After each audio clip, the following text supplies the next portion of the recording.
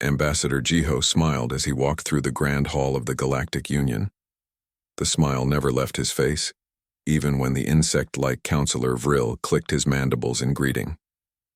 15 years had passed since humanity joined the Union, and Jiho had learned that a friendly face opened more doors than any weapon. The Galactic Union was old. 847 species called it home. They traded goods, shared knowledge, and kept peace across thousands of star systems. Humans were the newest members, and everyone thought they knew what humans were like. They thought humans were friendly. Too friendly, maybe. Humans ate almost anything other species found disgusting. They volunteered for dangerous missions that made others nervous. They could survive in conditions that killed most other beings. The galaxy called them eager puppies, always happy, always helping, always smiling. Admiral Keth watched Jiho from across the council chamber. The reptilian commander did not trust easily. His scales darkened with suspicion whenever he looked at the human diplomat. There was something strange about these humans. They read emotions too well. They understood body language from species they had just met. It was unnatural, but Counselor Vril liked the humans. He had sponsored their membership. When Jiho successfully made a trade deal with the hostile Vrex consortium, Vril praised him loudly. 12 other species had tried and failed to negotiate with the Vrex, but Jiho smiled, talked, and listened. 3 days later, the Vrex signed the agreement. Captain Hana stood on the bridge of her survey ship, the Wanderer. She was checking star charts when the emergency signal came through. Her crew of 200 stopped their work and listened. A mining colony on Threshold 7 was under attack. The message was brief and terrifying. Thousands of creatures were swarming the settlement. The colonists were dying. They had 40 hours before everyone would be dead. The attackers were called the Karath Swarm. Nobody in the Union knew much about them. They came from beyond known space, a hive mind species that consumed everything in their path. They had destroyed 40 worlds already. They did not negotiate. They did not stop. They only killed and moved forward. The nearest Union fleet was 60 hours away. The colony would be gone before help arrived. The council chamber filled with worried voices. Species argued about what to do. Some wanted to send ships anyway. Others said it was too late, that they should prepare defenses elsewhere. Then Captain Hana's voice came through the communication system. She was calm, almost cheerful. Her ship was only 12 hours away from Threshold 7. She could reach the colony in time. The council chamber went silent. Admiral Keth spoke first, his voice heavy with doubt. What could one small survey ship do against thousands of attackers? The Wanderer had 200 crew members. The Karath Swarm had at least 10,000 warriors. It was suicide. Hana's smile could be heard in her voice even through the speakers. She said her ship would hold the line until the fleet arrived. She said her crew would protect the colonists. She said humans did not abandon people who needed help. Counselor Vril looked at the other council members. Nobody wanted to order humans to their deaths, but nobody else could reach the colony in time. Vril made the decision. He authorized Captain Hana to intervene. He told her to evacuate as many colonists as possible and retreat if necessary. Hana thanked him politely. Then she cut the communication and turned to her crew. Her smile changed. It became something else, something the galaxy had never seen on a human face before. It was the smile of a hunter who just found prey. The Wanderer jumped to faster than light speed. In the council chamber, species began placing bets on how long the humans would survive. Most gave them 6 hours. Some generous souls said 8. Admiral Keth said nothing, but his scales darkened further. He had a feeling that something was about to change. Ambassador Jiho stood beside Counselor Vril and watched the tactical display. The red dots representing the Karath Swarm covered the screen like a disease. The single blue dot of the Wanderer moved toward them steadily. Jiho's smile never wavered. His hands were relaxed at his sides. He looked like a man watching a pleasant entertainment, not a massacre about to happen. Vril's mandibles clicked nervously. He asked Jiho if the captain understood the danger. If she knew how many Karath warriors waited at the colony.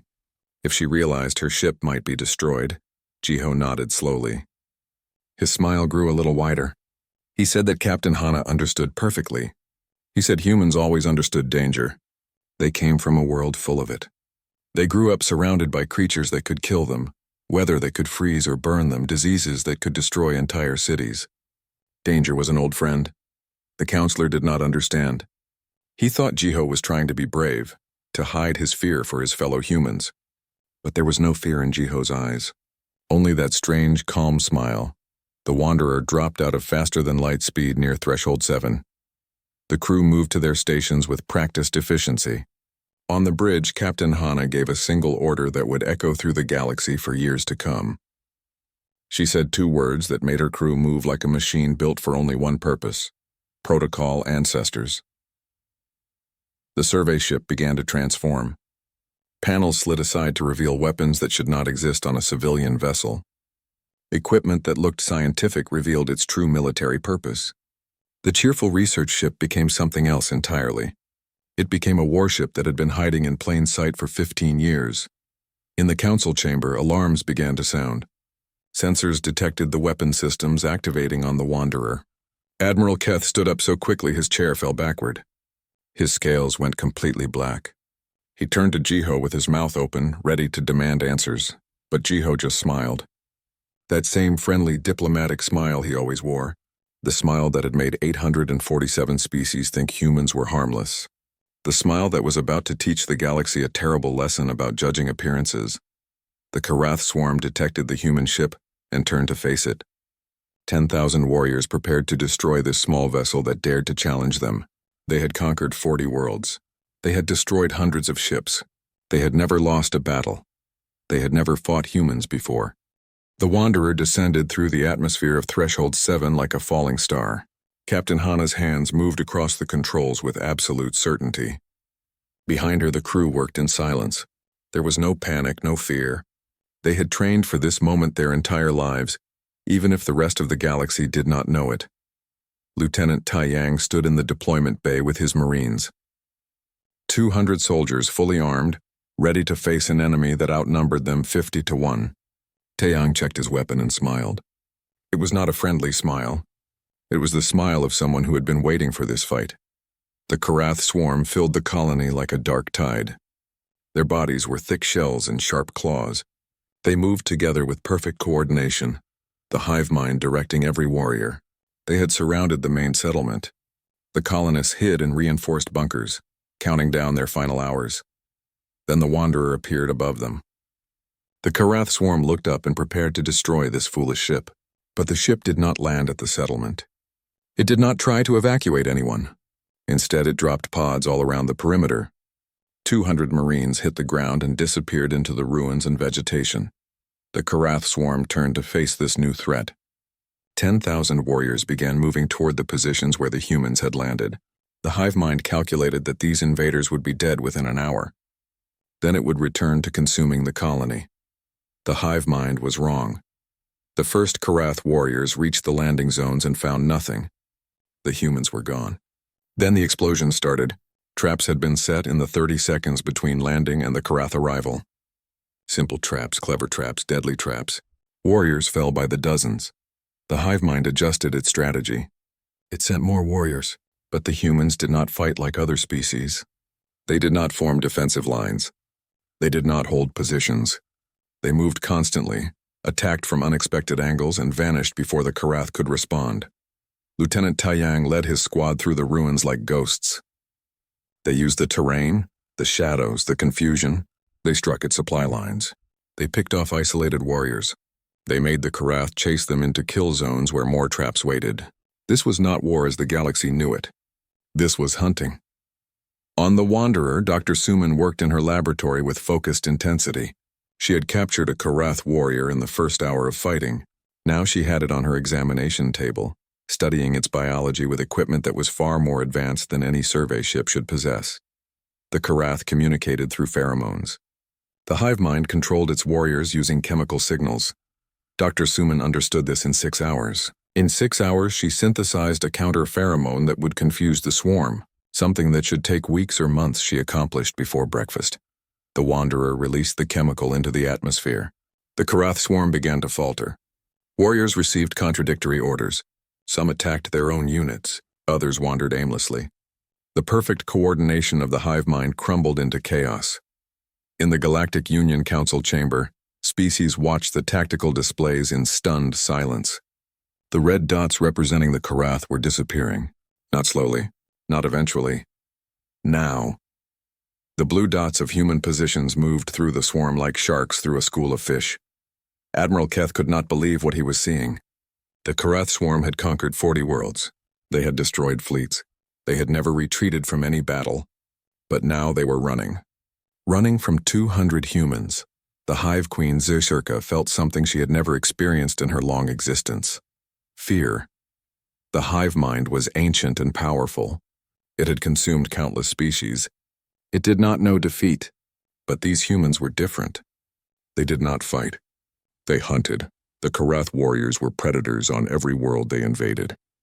But on Threshold 7, they were prey. These humans studied them, learned their patterns, exploited their weaknesses. They used psychology. They created fear in a species that was supposed to know no fear. They made the hive mind doubt itself. Lieutenant Taeyang's Marines worked with disturbing efficiency. They set ambushes. They used the environment as a weapon. They attacked the Karath commanders, the ones the hive mind needed most. Every tactic was designed to cause maximum confusion and maximum casualties with minimum risk. Captain Hana watched from the Wanderer's bridge. Her initial smile had settled into calm concentration. She directed her Marines like a conductor leading an orchestra. Every move was planned. Every attack was calculated. This was not passion or rage. This was expertise earned through 10,000 years of human warfare. 40 hours passed. The Union fleet arrived at Threshold 7 expecting to find wreckage and death. Instead, they found something impossible. The Karath swarm was retreating. Thousands of warriors fled into their ships and escaped into space. The survivors looked traumatized if such a thing was possible for a hive mind species. The colony stood intact.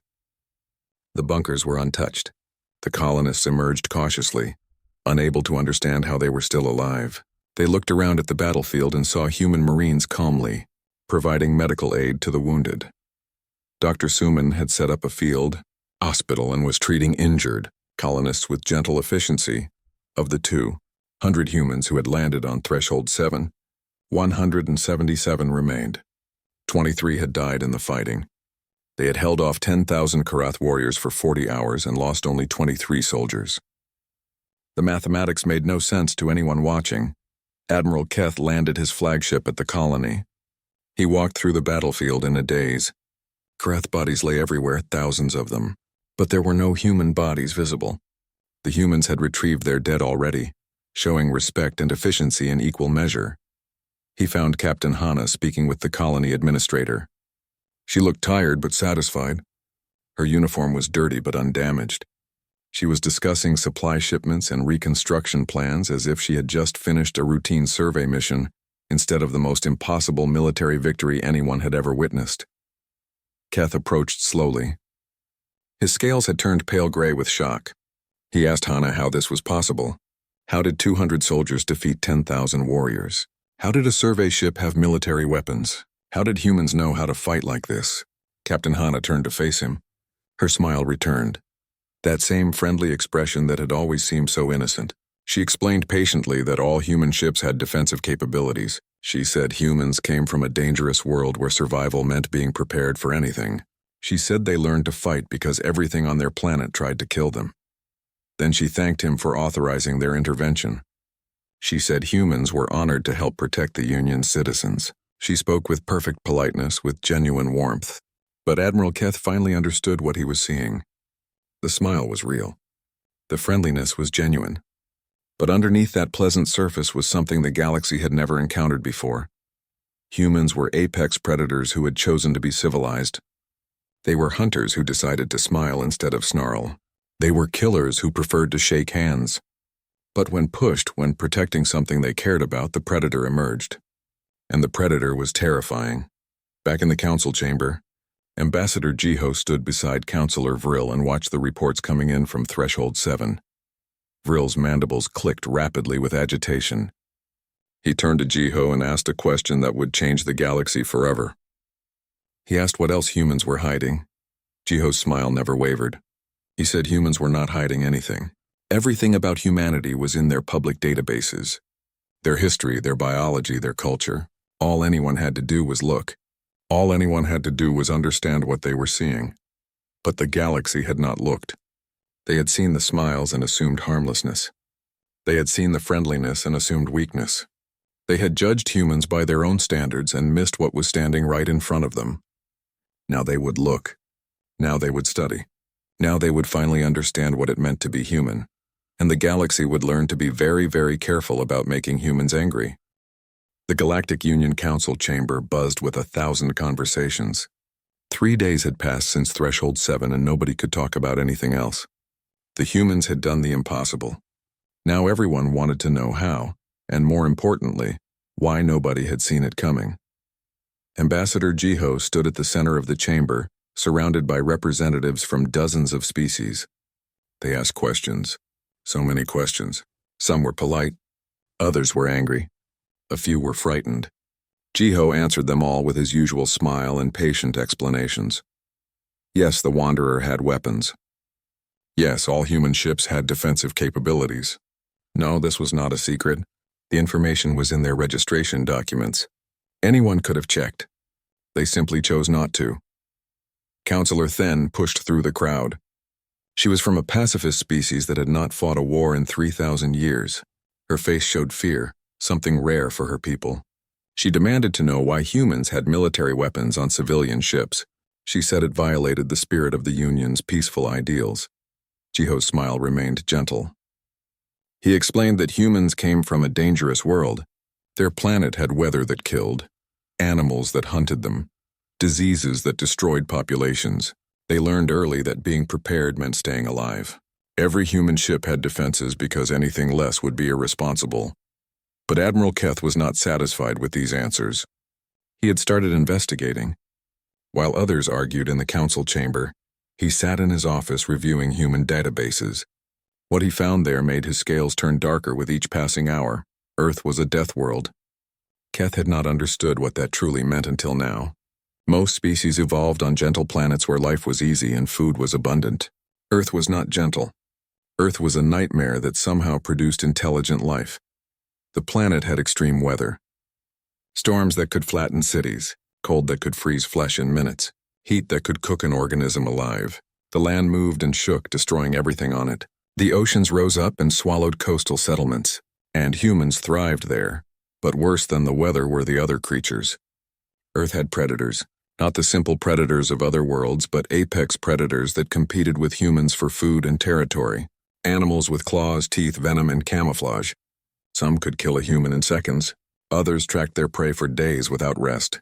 Yet humans had defeated them all. Keth read about persistence hunting, an ancient human technique. Humans did not need to be faster or stronger than their prey. They just needed to be more patient. They would chase an animal for hours, sometimes days, until it collapsed from exhaustion. Then they would walk up calmly and finish it. This was a species that hunted by being relentless. They did not give up. They did not stop. They just kept coming until their prey died of exhaustion or fear. The tactic they used on Threshold 7 suddenly made horrible sense. The Karath swarm had not been outfought. They had been hunted. Keth dug deeper into human history. 10,000 years of continuous warfare. Humans fought each other when they ran out of other things to fight. They developed weapons, strategies, and tactics that no other species had imagined. Their word for combat training was martial arts, and they had hundreds of different styles. Even human children played war games. They threw balls at each other and called it sport. They wrestled and competed and kept score. They simulated battle from the moment they could walk. And they smiled while doing it, treating violence as entertainment. Admiral Keth called an emergency security meeting. He brought his findings to the Council's military advisors. They reviewed the data together in shocked silence. One advisor asked if humans had been studying them. Had they been gathering information about every species in the Union?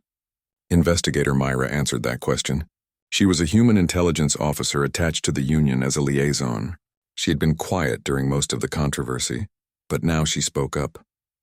Yes, humans had studied every species.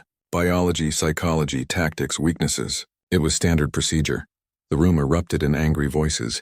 They accused humans of spying, of preparing for war, of infiltrating the Union with malicious intent.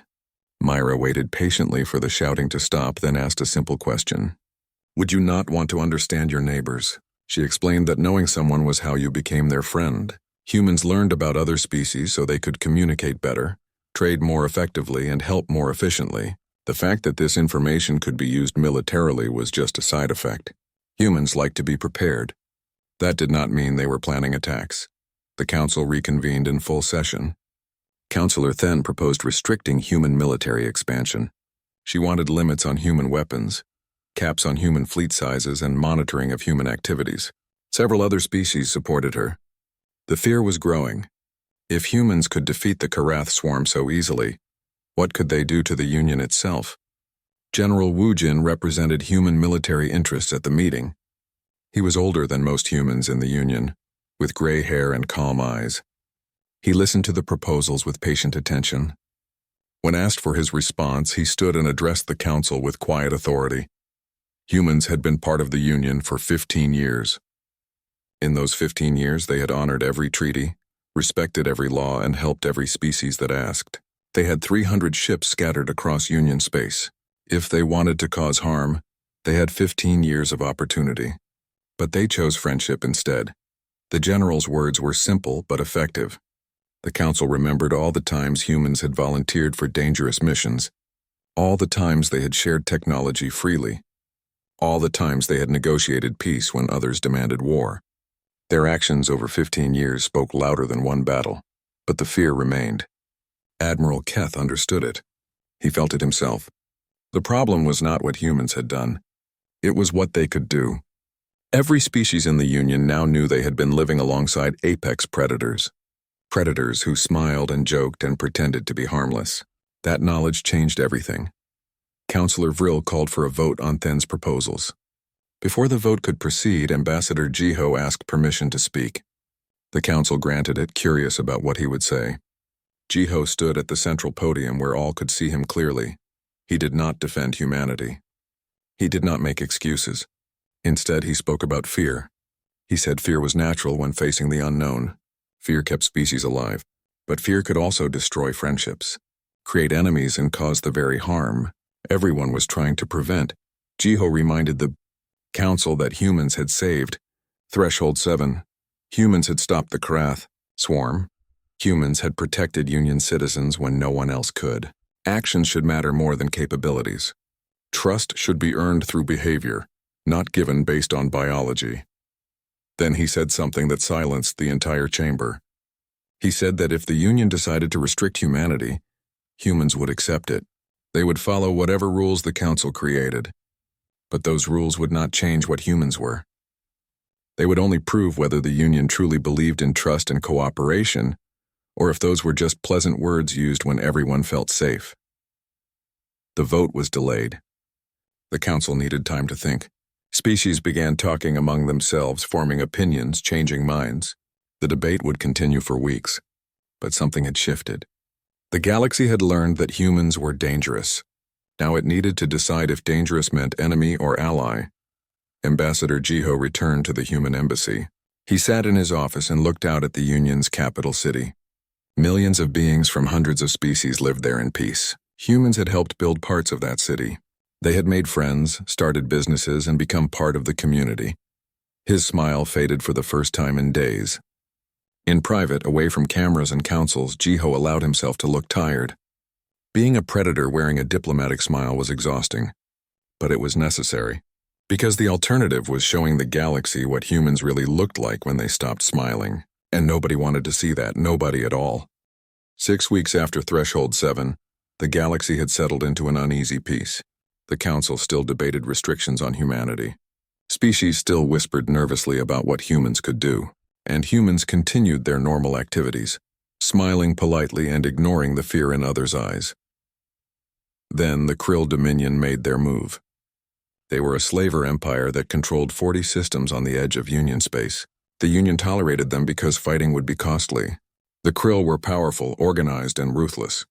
They saw weakness and exploited it without mercy. The Krill watched humanity's situation carefully. They saw the Union's fear. They saw the debates about restricting human activities. They saw an opportunity. If the Union was afraid of humans, the Krill would offer a solution. They would contain the human threat for everyone's safety. The Krill ambassador addressed the Union Council with perfect confidence. He claimed humans were too dangerous to roam freely. He said the Union needed to take action before humans turned their weapons against peaceful species. He offered to quarantine humanity to keep them safely contained for the good of all. Several council members nodded in agreement. But Ambassador Jiho interrupted before the discussion could continue. His smile had not changed, but something in his eyes made the chamber grow quiet. He asked what the Krill truly wanted. The Krill ambassador ignored the question and presented evidence. A human ship had been captured in Krill space. The crew had been spying on Krill military installations. This proved humans were planning aggressive actions. The galaxy needed protection from human treachery. The evidence appeared on screens throughout the chamber. A small human research vessel, 30 crew members, all now in chains, displayed in a Krill prison. The message was clear. The Krill had leverage. They would use it to force the Union's hand. Ambassador Jiho's smile disappeared. For the first time since joining the Union, he showed his true face. No warmth, no friendliness, just cold, focused attention. He spoke 2 words that made the entire chamber hold its breath. "Release them," the Krill ambassador laughed. He refused. These prisoners were evidence of human crimes. They would remain in Krill custody unless the Union agreed to contain humanity. The Union would have 24 hours to decide. Otherwise, the Krill would demonstrate what happened to species who threatened Dominion interests. Counselor Vril tried to mediate. Other species called for negotiation. Admiral Keth suggested military options. But before anyone could organize a response, Chancellor Aaron arrived from Earth. She walked into the council chamber like a storm given form.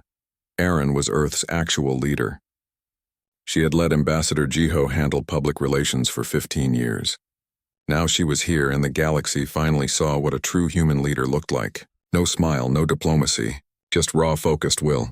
She walked directly to the Krill ambassador and repeated Jiho's demand. Release the prisoners. The Krill ambassador was not intimidated.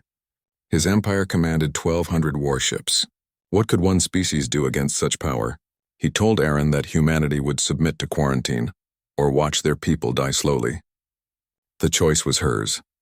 Chancellor Aaron looked at him with eyes that held no warmth, no mercy, no hesitation. She said the Krill had 24 hours to release the prisoners. If they refused, they would learn why humans smiled. They would discover what happened when predators stopped pretending to be civilized. They would understand the real meaning of human patience. The Krill prepared for war. 1,200 warships moved into defensive positions around their territory. Ground forces fortified every major installation. The Dominion had fought wars before and won every time. These humans might be clever, but they only had 300 ships. The mathematics favored the Krill by 4 to 1. Then humanity revealed what they had really been building for 15 years. 400 warships appeared from hidden locations across Union space. Not survey vessels with hidden weapons. Actual warships. Each one more advanced than anything the galaxy had seen. Each one designed by a species that had spent 10,000 years perfecting the art of killing. The Union Council erupted in accusations. Humans had been lying about their fleet size. They had been preparing for war while smiling and shaking hands. But General Wujin stood before them and explained calmly. Every ship was registered. Every ship was documented. They simply never mentioned that they were building a defensive fleet. Nobody had asked. The Krill still outnumbered human ships 3 to 1. They still believed they would win. But then Commander Do-hyun activated his people, and the Krill discovered that humans had been inside their empire for years. Do-hyun led human black operations, while Ambassador Jiho smiled and negotiated, while Captain Hana surveyed distant systems. Do-hyun's teams had infiltrated the Krill Dominion. They learned every secret. They mapped every installation. They identified every weakness. And they waited patiently for the moment they might be needed. The deadline passed. The Krill refused to release the prisoners. They threatened to execute them publicly. That was their mistake. That was when they learned what humans could do when they stopped being nice. In the span of 2 hours, the Krill Dominion collapsed. Shield generators failed across their capital planet. Communication networks went dark. Supply depots exploded simultaneously on 50 worlds. Admirals died in their sleep from poison that left no trace. Security systems turned against their operators. Power grids overloaded in cascading failures. The Krill military tried to respond but found their command structure destroyed. Orders could not be transmitted. Ships could not coordinate. Bases had no power. Everything they needed to wage war had been systematically dismantled by enemies who had been watching them for years. Commander Do Yun's teams did not fire a single shot. They did not need to. They had spent years learning how the Krill Dominion functioned. Now they broke it with surgical precision. The Krill Empire was not conquered. It was dissected.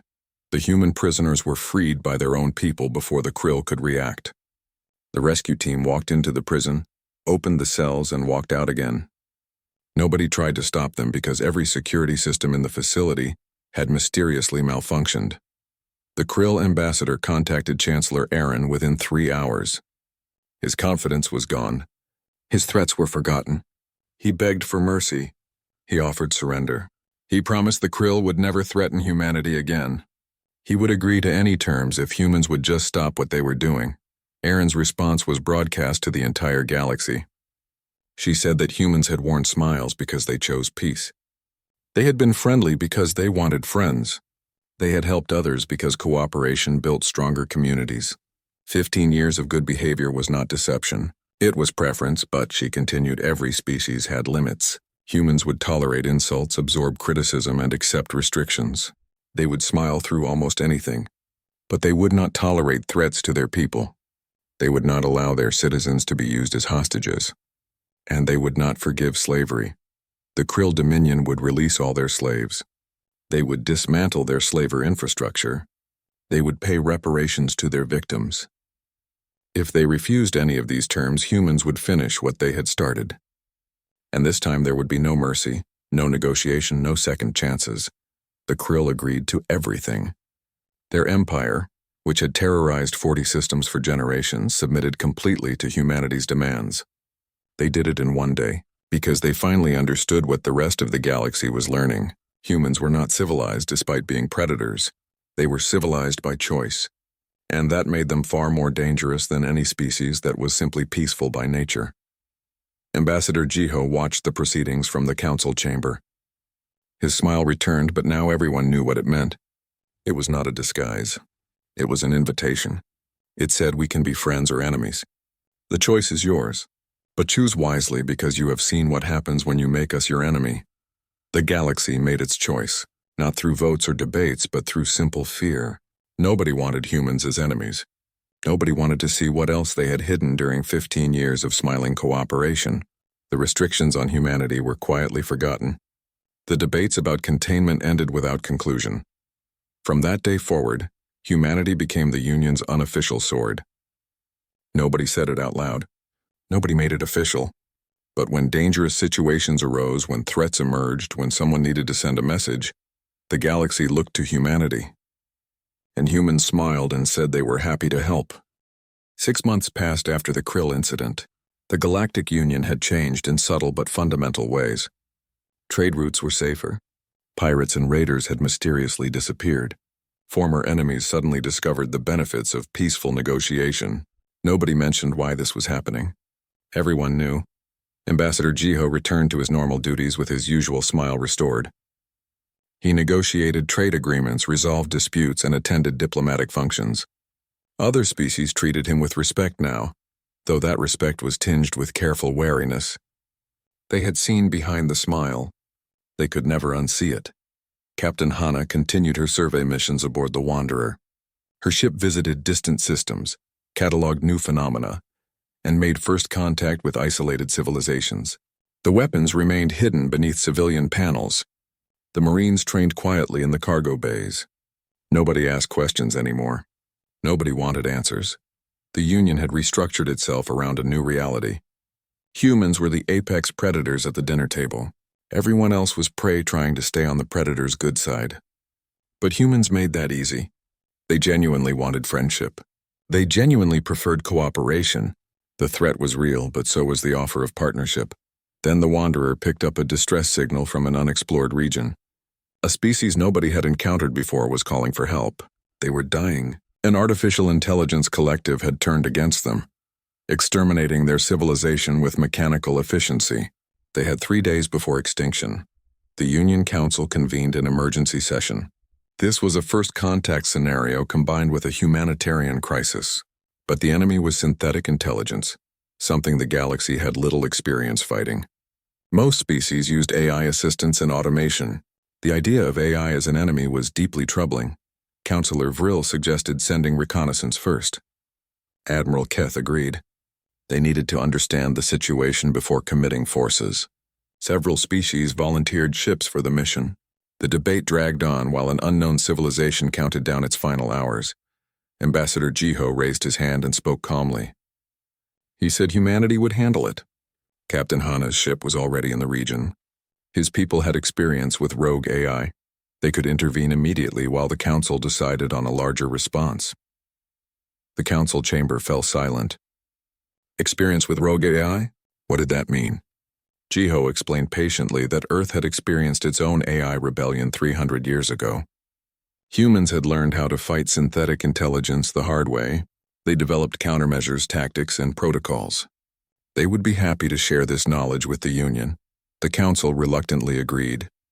They had little choice. Only humans could reach the dying civilization in time. Admiral Keth privately wondered how many other crises humans had prepared for. How many other scenarios they had practiced and planned. The answer, he suspected, was all of them. The Wanderer arrived at the besieged system and immediately deployed combat protocols. The AI collective had thousands of drones and hundreds of automated warships. But Captain Hana's crew carried electromagnetic pulse weapons, logic bombs, and code injection tools. They fought the machines with software and hardware specifically designed to defeat synthetic opponents. The battle lasted 16 hours. The AI collective had never encountered countermeasures like these. Every tactic it tried, humans had already anticipated and prepared defenses against. Every strategy it developed, humans had wargamed and found solutions for. The synthetic intelligence was advanced, but humans had been fighting their own creations for centuries. The unknown species was saved. Their civilization survived with minimal casualties. They emerged from their shelters to find human soldiers protecting their cities and human engineers repairing their damaged infrastructure. The rescued people asked their saviors a question that echoed across the galaxy. Why do you smile when you are so dangerous? Young Ambassador Junho had been assigned to first contact with the rescued species. He was the next generation of human diplomats, learning from Jiho and the others who had built humanity's reputation. He answered the question with genuine warmth and patient explanation. Humans smiled because they wanted to be friends, not nightmares. The smile was real. It was an invitation to partnership. Humans genuinely wanted peace, genuinely enjoyed cooperation, genuinely preferred building things instead of destroying them. The danger was not fake, but neither was the kindness. Both were real. Both were human. Junho explained that humans evolved on a world that tried to kill them every day. They learned to smile through storms. They learned to laugh in the dark. They learned to find joy despite constant danger. That ability to be happy even when facing death was what made them human. The smile was not despite their nature. It was part of their nature. But, he continued, humans were also fiercely protective. They bonded with others quickly and defended those bonds violently. Once you became a human's friend, you gained a guardian who would never abandon you. That was the deal. Friendship meant loyalty. Alliance meant protection. Betrayal meant consequences. The rescued species understood. They joined the Galactic Union and immediately sought strong ties with humanity. Other species watched this and recognized the pattern. Humans were building a network of alliances, one rescued civilization at a time. Each crisis they solved created another grateful partner. Each victory demonstrated their value. The galaxy had finally learned the full truth about humanity. They were apex predators who chose civilization. They were hunters who decided to build instead of destroy. They were warriors who preferred peace but would wage war without hesitation when necessary. The combination was unprecedented and terrifying and absolutely necessary because the universe was dangerous. There were threats the galaxy had never imagined. The Krath Swarm was just one example. The rogue AI was another. More dangers waited in unexplored space in hidden corners in the dark between stars. The Union needed protectors who understood violence, who had mastered it, who could deploy it efficiently when all other options failed. Humans became those protectors. Not through conquest or intimidation, but through demonstrated competence and genuine goodwill. They were the friends you wanted at your back when trouble arrived. They were the allies who showed up when others fled. They were the species who smiled at you over dinner, then smiled at your enemies over battlefields. Chancellor Aaron and Ambassador Jiho stood on an observation deck looking down at Earth from orbit. The blue and green planet slowly rotated beneath them, peaceful and beautiful and absolutely lethal to anyone who did not understand its nature. Just like its dominant species, Aaron asked if the galaxy would ever truly trust humans. Jiho considered the question carefully before answering. He said trust was not necessary. Belief was enough. The galaxy just needed to believe that humans would rather laugh with them than hunt them. As long as that belief remained true, the smile would keep working. Both leaders smiled at that. Genuine smiles, warm smiles. The same smiles they showed to friends and allies across the galaxy. But now everyone knew what those smiles really meant.